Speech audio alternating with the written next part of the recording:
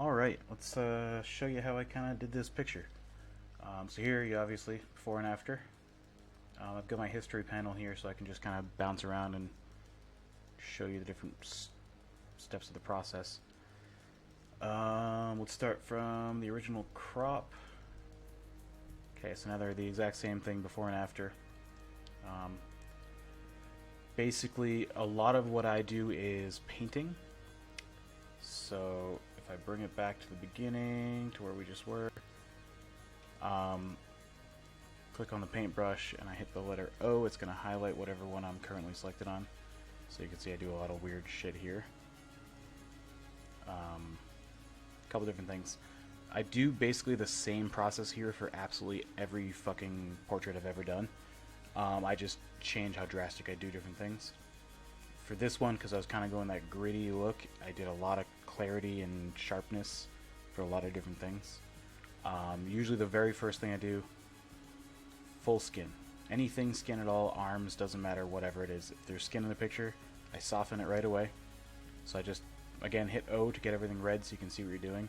I'll paint over everything that's skin, and then use the Alt button, Alt key while I'm mousing. We'll remove shit. You see.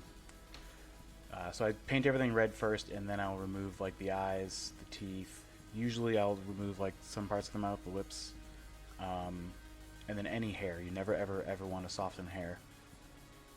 And then my actual settings for softening, super simple. I just take the clarity down a little bit.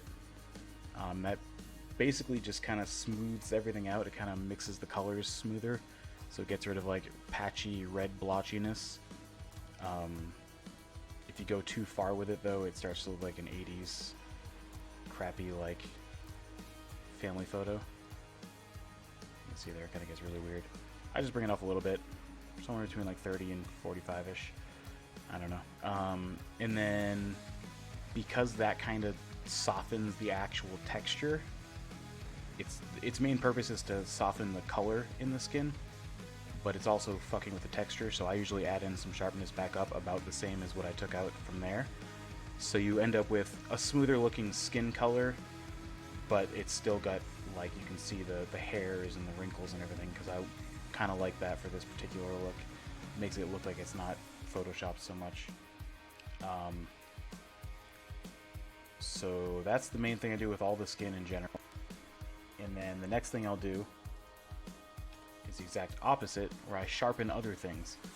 I already didn't soften like the eyelids and the eyes, but I did soften the lips, and I think I might have even softened the eyebrows.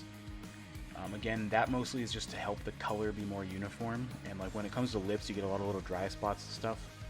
So using the softening over the lips helps kind of give it one color, and then after that I'm going to add more sharpening to just bring the edges back out without really affecting the color. So that's what I did here. I'll show you how it looks without. So it's a little bit lighter, not as defined. I bring the clarity up a little bit, kind of just darkens, gives a little bit more contrast. And then the sharpness I just crank. And you can see that kind of brings out a little bit of the like light reflecting off the hairs. It really helps a lot. See it in the beard a lot too. The beard looks super soft once you take it off. You put it back on and it's like super sharp.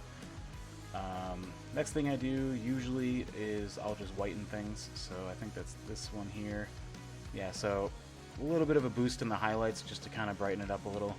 And then again, a little bit of clarity. That for me on this particular picture, I don't think I would normally add clarity for eyes, for the whites of the eyes. I just did it because he's got some like weird little veins, kind of. It's kind of weird and crazy looking over here. I just kind of want to show that off a little bit, make it look more creepy and zombie-like. But usually all I do for the eyes, a little boost in the highlights, and then I bring down the saturation a little bit, just to make sure it doesn't have like a weird bluish tint or anything to it from the way that it was shot. Super simple. I basically did the same thing for the teeth. Yeah, basically exactly the same. Probably went a little bit brighter on these just because they're teeth and it looks better. And then the only other thing I really do to the face is the iris. So right there you see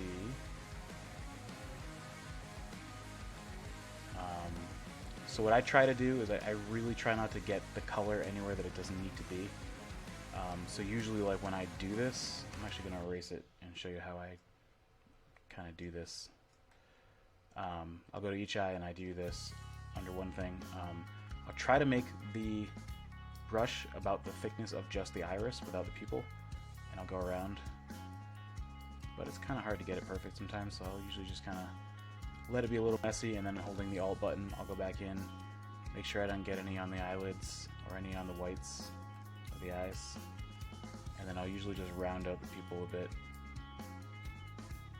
So now it's only affecting the colored part of the eye, and then you can see what I did to it right here. A lot of fun stuff. I'm just going to restart it and show you how that works. So to begin with, sorry my computer's slow so it kind of looks crappy right now. Go back a little. So to begin with, it all kind of looks similar, one color. Like you can't even really see a defined pupil that well with this. But you can tell that he's got some really cool like little bits of white and lighter grays inside of his eye.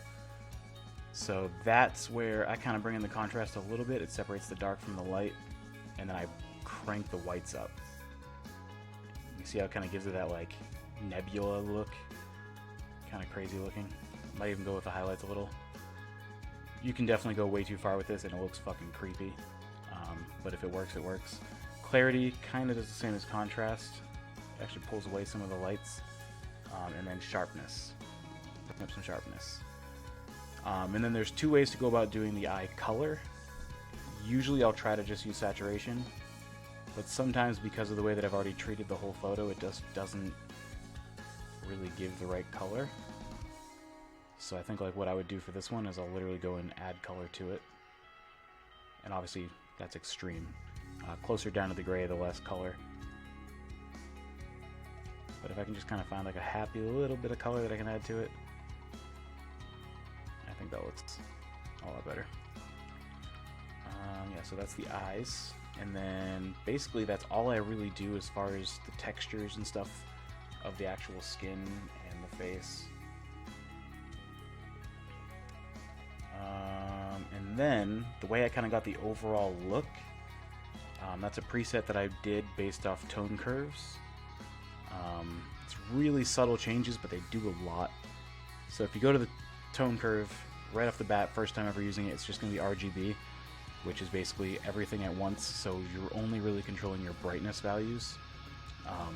Left bottom corner is your absolute black, top right corner is absolute white. So basically it just controls different aspects of the image. You can see in this graph here, it kind of tells you what exists in the picture. So there's a lot of dark shadows here. I'm assuming that's the shirt. And then all this in the middle, that's kind of like his skin, face, everything like that. And then this really bright part, I'm assuming, is the background and the eyes and the teeth and stuff. That's kind of that part. But then you get up to this point. This is actually more the eyes and teeth, I would assume. There's a little dip right there, little guy, little mountain. Not a lot going on that's in that super bright range, so I'm assuming it's only these couple really hot spots. Maybe the bridge here too. So I kind of brought those down because I didn't want them to be too bright. So overall, if I bring this way down, you're gonna see, yeah, you see how it kind of mats out all these hot spots. Obviously, way too much. Though you're gonna get crazy contrast. So that's where it was. I like to bring down just a little bit to make sure it's safe. These little nodes, I don't know, you just tweak them and you see what works.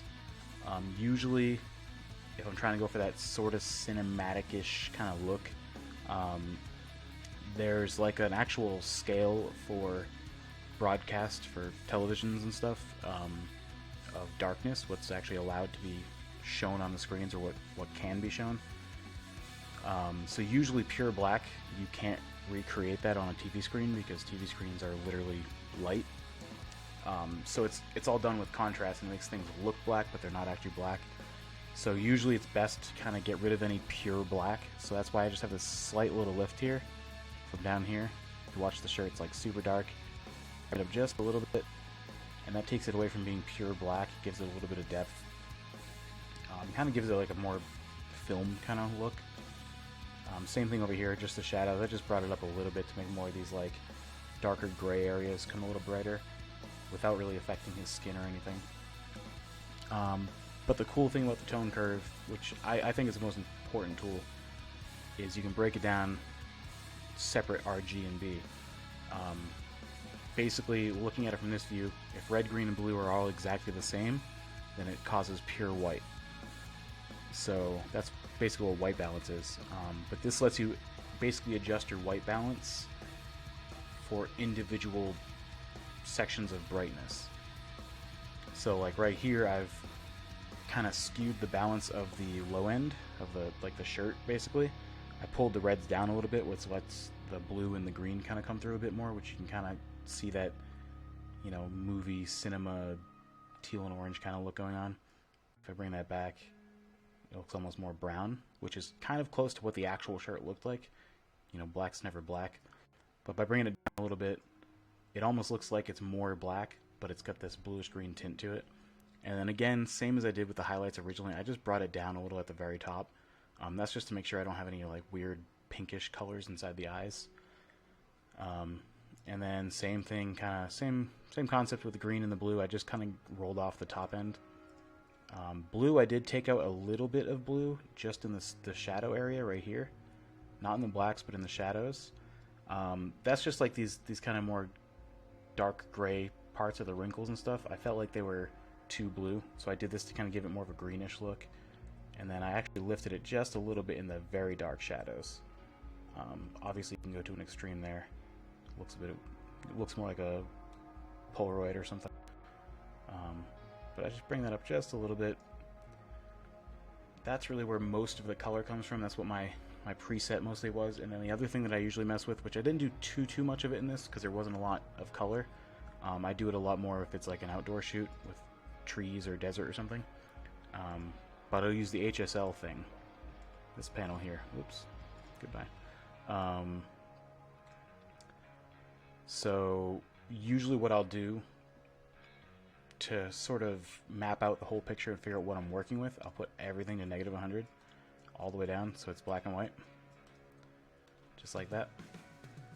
And then I'll basically boost all the way up one at a time and see what it's affecting.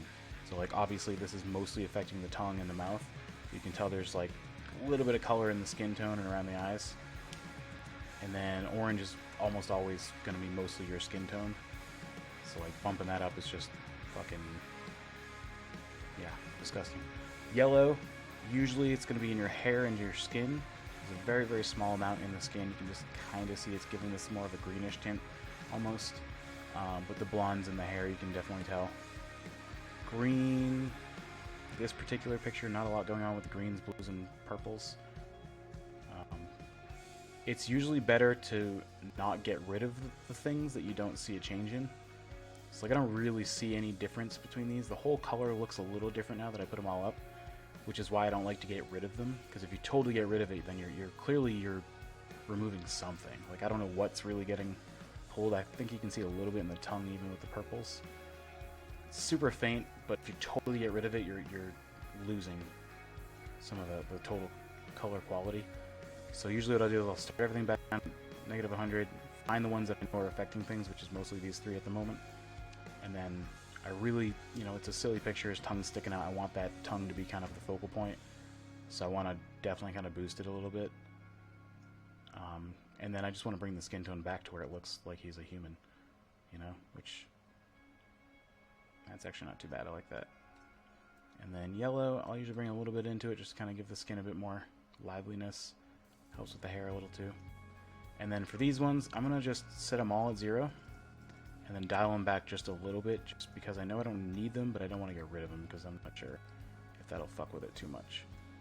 I feel like if I bring all these all the way down right now, you're going to notice a slight change. Yeah, a little bit. Tiny little shift. So I just take off a little bit because I know I don't need them, but it doesn't really change anything too much if I get rid of them anyway, so whatever. Leave it at that. Then you can go around, you can fuck with the hue if you want. If you want to give them orange lips or pink lips. With the lips, I would probably go a bit more on the pink side just because it looks more natural. Don't go too crazy to it.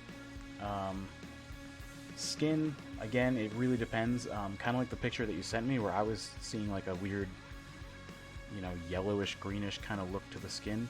This would help that a lot because you can just go right in here. Like now I have green skin. But I can bring it, if you have it too green, you can kind of dial it back towards the reddish side and that should cancel it out a bit. For me, I think the skin is basically there. I'm going to bring it a little more towards red. Again, yellow. Not too much of it in there. You can kind of see a little bit in the highlights over here. Just going to leave that where it is. Nothing else really needs to be shifted at this point. And then there's luminance, which I love for skin. Huge, huge, huge thing for skin. So sometimes when you are playing with the saturation, it's like right there, the skin looks like the color is honestly not bad, but it's just like it's so matte and like thick, it looks like it's painted kind of. The luminance can help that. Like I can boost the luminance and it just kind of softens some of the skin itself. Obviously I don't want my skin that saturated to begin with, so it doesn't need to happen on this particular picture, but it does help a lot. Same with the lips. Like the lips kind of look a bit dark and muddy. I can just kind of add a little light to them. It kind of pulls away some of the saturation, but it's mostly just adding white on top of the color, so it gets more milky looking, which can really be good for skin, like I said. That's really all I do there. I didn't do any split toning. Details, probably just overall sharpening. Yeah, just a little bit of sharpening. It's actually quite a bit, but I like my shit to be sharp. The thing about film is that it's like, even if it's like a little 35mm camera, the way that film reacts, because it's actual photosensitive chemical, it like, technically speaking, is at a resolution that we can't even comprehend. Like if you shoot a movie on film, the true resolution that you can get out of that when you try to make a digital of it is way higher than any camera that we have right now. That's why people still like film, because you can see every little fucking detail everywhere. So that's kind of what the sharpening works for in photo. For video, you don't really want to go too sharp, because sometimes it kills it. Looks more like a shitty video camera. Just because it's not, the sharpening process isn't well done. But for photos, I love to boost the sharpening. It makes everything look fucking crisp and high end. And then just a little bit of noise reduction for the colors and the brightness. There's a lot of this kind of whitish bright background here. That backdrop is actually like a neutral gray color. It's just a sheet that I got. But I had a flash behind him that kind of lit it up a bit, which is why we get a little bit of vignetting on the corners here. But I think the flash was a bit too bright to get that Dan Winters look. So because there's a lot of brightness behind his head, it kind of gets a little splotchy sometimes. So I just have a bit of the noise reduction for brightness, and then the color, that helps with the skin and helps with the shirt and stuff. And then the final thing that kind of helps with, if you do have noise in your picture at all, what kind of helps hide it is adding the actual grain. So I go under detail. Oop, I keep hitting that fucking button. Well, not detail, under effects. And I usually I'll crank my grain up sometimes. Like if you want to look here, you can see it pretty well. Like that's all over the place, little grayish spots everywhere. But what it does is it kind of covers the entire image. You know, it goes right across these lines evenly. And it almost makes things look like a painting. Like you can see all right here how crazy that looks. You know what I mean? Like up close, this looks terrible to me. But I love the way that it looks when it's far away. But I could even go heavier on the grain, and it's like, it shows you what it does, but you obviously want to be able to see the lines between things. I like my grain relatively large and rough, because I feel like when it's smaller, like this, it doesn't look real. It looks like a computer did it. Like that looks like, you can see little white dots everywhere. I don't like that. Go a bit larger and really rough, it makes it more random looking, and it looks like it could actually be done by a chemical process or something. So yeah, I think that's basically everything. Kind of what I did there.